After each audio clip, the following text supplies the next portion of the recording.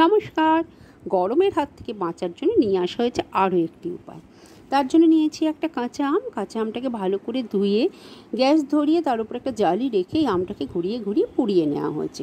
পোড়ানোর পর একটু ঠান্ডা হয়ে যেতেই আমের খোসাটাকে ছাড়িয়ে তার আঁটির থেকে তার শাঁস বা পাল্পটাকে বার করে নেওয়া হচ্ছে।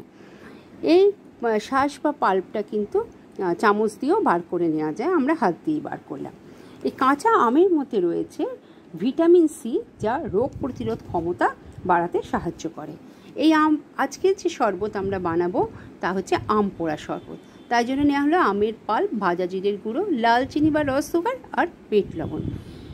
এই যে চামচ দিয়ে আমটাকে মসৃণ করে নেওয়া হচ্ছে, এটা কিন্তু মিক্সিতেও করা যেতে পারে। সমস্ত উপাদান মিক্সিতে দিয়ে একবার ঘুরিয়ে নিলেই কিন্তু এটা হয়ে যায়।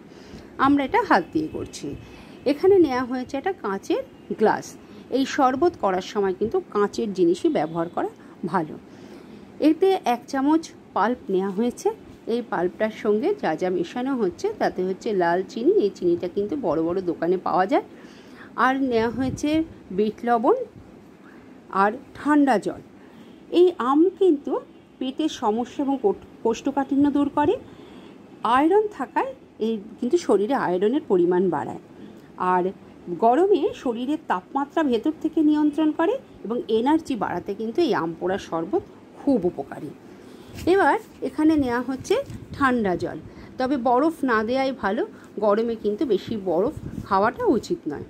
এবং তারপরে দেওয়া হচ্ছে এখানে বিট লবণ দিয়ে এটাকে ভালো করে চামচ দিয়ে গুলে ব্যবহার করা যেতে পারে।